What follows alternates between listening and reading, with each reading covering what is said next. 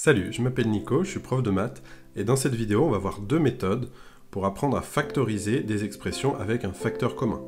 Donc là, on a trois expressions, on va les factoriser ensemble avec l'aide de ces deux méthodes. Alors, il y a deux méthodes, comme je disais, donc la première méthode, c'est la méthode du qu'est-ce qui manque ?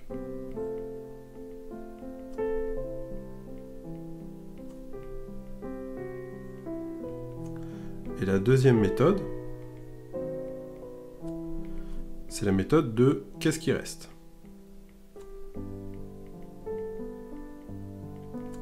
Alors vous allez voir pourquoi elle s'appelle comme ça. Ça a du sens avec la façon dont on les utilise. Donc on va faire la A avec la première méthode. Alors, là on veut factoriser, on rappelle, avec un facteur commun. Donc pour ça, déjà on commence par réécrire ce que vaut A, donc c'est 3x moins 15. Donc alors déjà, on va rappeler à l'oral rapidement ce qu'est un facteur. Donc les facteurs, c'est ce qu'il y a entre les multiplications, et les termes, alors j'utilise termes parce qu'on va s'en servir, les termes c'est ça, c'est ce qu'il y a entre les plus et les moins. Donc on peut voir rapidement, donc là on a un terme, un autre terme, parce qu'il y a un moins ici. Si on regarde la suivante, il y a un terme, un deuxième terme, un troisième terme, d'accord ? Parce qu'ils sont séparés par des plus et des moins.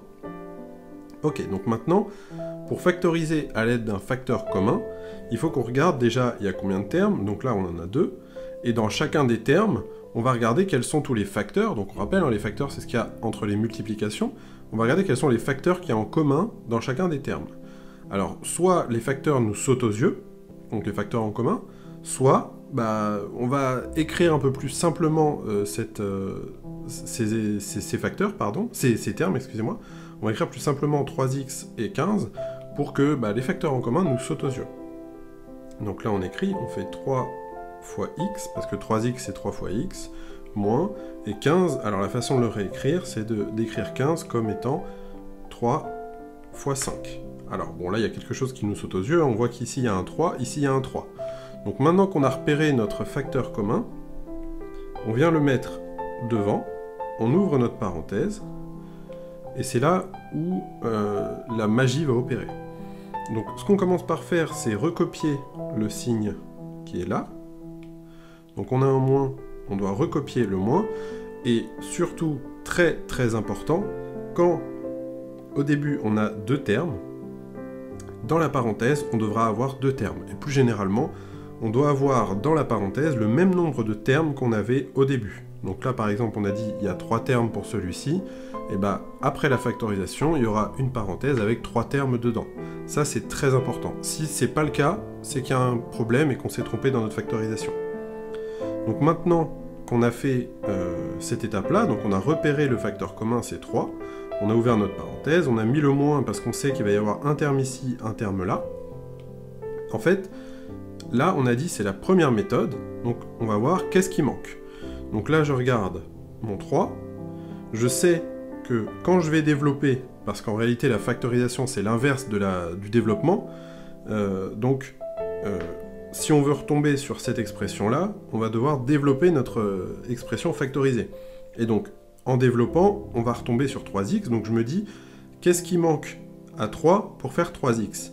Et bien, qu'est-ce qui manque à 3 pour faire 3x ? C'est x. Et, pareil ici, je vais remplir en me répondant à la question, qu'est-ce qui manque à 3 pour faire 15 ? Et 3, on sait que 3 fois 5, ça fait 15, et on écrit 5. Voilà, et là j'ai factorisé, parce que à la fin, j'ai juste un facteur multiplié par un autre.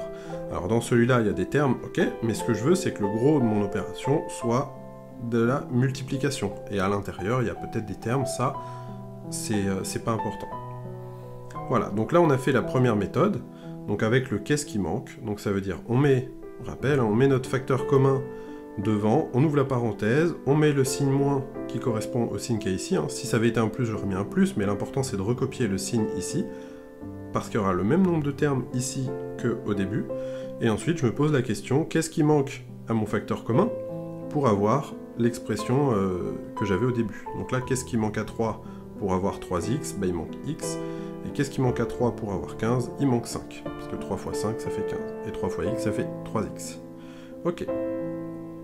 Alors maintenant, on va voir la deuxième méthode. Donc la B, on va la faire avec la deuxième méthode. Donc c'est la méthode du qu'est-ce qui reste. Alors personnellement, moi je préfère la méthode du qu'est-ce qui reste parce que elle est plus simple et ça, entre guillemets, ça joue moins à la devinette de ah, qu'est-ce qui manque pour avoir ça, parce que la méthode de qu'est-ce qui manque, il y en a qui la préfèrent, c'est pour ça que je vous l'ai dit aujourd'hui, mais la méthode de, pour moi, la méthode de qu'est-ce qui reste, donc la deuxième méthode, elle est plus, comment dire, elle est plus méthodique. Ça veut dire que même si on n'a pas l'intuition de qu'est-ce qui manque pour faire ça, eh ben, on peut directement trouver le résultat et factoriser assez rapidement. Donc là, alors, on a 10x puissance 3, moins 6x puissance 2, plus 8x. Alors là, je fais un petit rappel ici, avec les puissances, pour ceux qui ne sont pas très à l'aise. X puissance 2, c'est égal à x fois x, et x puissance 3, c'est égal à x fois x fois x. En général, hein, quand on a x puissance quelque chose, ou un nombre à la puissance quelque chose, c'est ce nombre multiplié avec lui-même le nombre de fois de la puissance. Donc là, x puissance 3, c'est x qui est multiplié avec lui-même 3 fois. Attention à ne pas confondre avec 3 fois x. Ok. Donc là, facteur commun, bon, bah, faut le trouver. On rappelle, on a 3 termes, 1, 2 et 3. Donc à chaque fois, il faudra trouver un facteur qui est en commun dans les 3 termes. C'est important. Si on a un facteur qui est en commun seulement dans 2 termes, mais pas dans le troisième, on ne pourra pas factoriser. Il faut que le facteur soit en commun dans les 3 termes. Sinon, bah, on ne peut pas factoriser. Bon, là, pour ceux qui sont un peu plus à l'aise, on voit qu'il y a le x qui saute aux yeux. Hein. Le x, il est à peu près partout. On va voir ce qu'on peut en faire. Mais on va quand même faire la méthode du qu'est-ce qui reste. Donc là, on va tout décomposer. Donc le 10, on le décompose en 2 fois 5.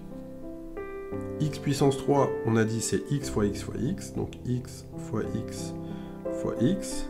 Moins 6x carré. Alors le 6, c'est 2 fois 3. Et x carré, c'est x fois x. Ok. Et maintenant, il reste le 8x. Donc le 8x, c'est 8 fois x, mais 8 c'est 2 fois 4, donc c'est 2 fois 2 fois 2 et fois x. Ok. Alors on va mettre un petit peu de couleur là-dedans pour vraiment bien repérer tous mes termes, parce que là ça commence à avoir une écriture assez lourde. Et maintenant, dans mes termes, je vais regarder ce qui est en commun. Alors, donc on voit déjà qu'on a du fois x à peu près partout. Donc là il y a x fois x fois x, donc si je regarde avec lui, je me dis, ah bah il y a x fois x et x fois x, mais si je regarde avec celui-là, il y a seulement un seul x, il n'y a pas x fois x. Donc là, on va éventuellement, on va rayer, donc hop, le x, on va pas prendre cette couleur-là, excusez-moi, on va plutôt prendre ça. Donc on raye un x, et on vient le mettre devant. Ok, alors est-ce que c'est tout? On pourrait faire ça. On factorise par x, d'accord, mais on va essayer de faire la factorisation la plus optimisée possible. Donc on va voir s'il y a autre chose. Donc ici, alors tout ce qui est du x, c'est réglé. Maintenant, lui, on voit qu'il y a 5. Lui, il n'y a pas 5, lui non plus. Et là, il y a 2, il y a 2, et il y a 2. Ah bah bingo, on a un 2 en plus. Donc le 2, le 2, le 2. Hop, et on met fois 2. Et on ouvre notre parenthèse. Alors, comme tout à l'heure, on va recopier les signes, c'est très important cette étape. On recopie les signes, donc on a 1 moins 1 plus. Et là, c'est la méthode de qu'est-ce qui reste. Donc tout simplement, sans réfléchir, on va recopier ce qui reste. Donc là, il reste 5 fois x fois x. Donc on écrit 5 fois x fois x.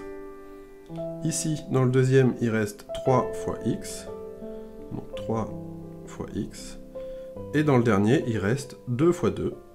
Donc on écrit 2 fois 2. Alors, là on a terminé la partie réflexion, entre guillemets, la partie méthode.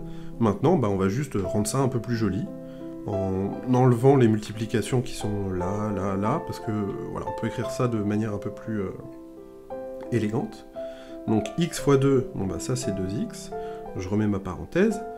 Là, on a 5 fois x fois x. Bah, 5 fois x fois x, on a dit c'est 5. X fois x, c'est x carré. Moins 3 fois x, c'est 3x. 2 fois 2, bah, 2 fois 2, c'est 4. Et voilà, là, on a factorisé à l'aide de la deuxième méthode, sans réfléchir. Je vous invite vraiment, si vous n'êtes pas très à l'aise avec la première méthode, je vous invite vraiment à faire celle-ci parce que elle est très... voilà, c'est une méthode qui fonctionne tout le temps, et vous allez voir même dans le troisième. Donc peu importe l'expression qu'on a, si on fait cette méthode, on est sûr d'avoir le bon résultat. Alors maintenant, on va faire toujours la deuxième méthode avec la C. Donc là, on va recopier, c'est 6x moins 4, facteur de 2x plus 5, moins 3x plus 2, facteur de 2x plus 5. Alors, là, on doit factoriser celle-ci. Ça, c'est le genre d'expression qui n'est pas vraiment développé, mais qui n'est pas vraiment factorisé non plus. Parce que là, on pourrait développer tout ça avec la double distributivité, etc. Mais ce serait très dur après de factoriser. Là, on va regarder ça comme étant... Donc, comme tout à l'heure, on va voir, on a 2 termes. Parce qu'on se rappelle, les termes, c'est ce qu'il y a entre les plus et les moins. Là, on a un moins. Donc, les 2 termes qui sont là contiennent des facteurs, qui eux-mêmes contiennent des termes, qui eux-mêmes contiennent des facteurs. Voilà, faut le voir un peu comme des poupées russes. Donc c'est des boîtes empilées dans les autres, mais à chaque fois on regarde les boîtes qui sont les plus grosses. Donc là, les plus grosses, ça veut dire c'est les boîtes qui contiennent tout. Donc on en a une ici, et dans chacune de ces boîtes, on a des facteurs. Donc on va voir déjà comment factoriser avec ces facteurs-là. Donc là, je vais écrire directement. Là, on a un multiplié ici aussi. Donc là, on a 2 termes. Chacun ont 2 facteurs. Donc maintenant, j'ai pas besoin de faire, comme tout à l'heure, les petites décompositions que j'ai fait ici, ici, ou même ici. Parce que les facteurs, on va pas les décomposer parce qu'ils sont déjà décomposés. Ce sont des gros facteurs, certes, mais ils sont déjà décomposés. Je peux essayer de regarder qu'est-ce qu'il y a en commun. Alors si, éventuellement, il n'y a rien en commun, on peut essayer de décomposer un peu. Ça, je vous montrerai dans une prochaine vidéo. Mais si on doit décomposer encore un peu ce genre de facteurs, c'est un exercice qui est vraiment pas facile. Donc là, on va juste regarder ce qu'il y a en commun, et, bon, comme par hasard, il y en aura un en commun. Donc là, on voit qu'il y a 6x moins 4 comme facteur. On regarde ici, il n'y est pas, il n'y est pas.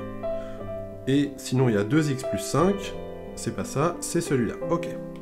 Bon, comme tout à l'heure, on a dit, on fait la deuxième méthode, donc on écrit 2x plus 5. On le raye, alors bien sûr, rayez-le au brouillon, ne le faites pas sur votre copie. Donc 2x plus 5, on ouvre notre parenthèse. Très important, l'étape de recopier le signe. On met le moins ici, parce qu'on a un terme, un autre terme. Donc ici, on aura un terme, un autre terme, séparé par un moins, séparé par un moins. Maintenant, on recopie ce qui reste. Donc on a 6x moins 4, moins 3x plus 2. Ok, alors là, contrairement à tout à l'heure, c'est pas fini. Parce que on a des parenthèses et on a un moins. Donc, alors celui-ci on n'y touche pas, le 2x plus 5. Et là on va essayer de simplifier ce qu'il y a dans la parenthèse. Et à chaque fois, pour cette étape, il faudra se poser une question. Je veux retirer ma parenthèse, donc là je veux retirer ces parenthèses-là et celle-ci. Et il va falloir que je réfléchisse en me disant qu'est-ce qu'il y a devant la parenthèse. Donc s'il n'y a rien, comme ici, s'il y a rien ou s'il y a un plus devant une parenthèse, on enlève les parenthèses sans se poser de questions. Par contre, s'il y a un moins, on va changer le signe, on va enlever les parenthèses, mais on va changer le signe de tout ce qui est dans la parenthèse. Donc là, devant cette parenthèse-là, il n'y a rien, donc je les enlève, donc j'ai juste 6x moins 4. Oups, je vais pas refermer la parenthèse. Et devant celle-ci, ces parenthèses-là, il y a un moins. Donc je vais enlever les parenthèses, pas de souci, mais je vais changer le signe de tout ce qui est dedans. Donc là, le 3x va devenir moins 3x, et le plus 2 va devenir moins 2. Ok, alors j'ai terminé. Maintenant, il me reste plus qu'à simplifier tout ça. Donc 2x plus 5.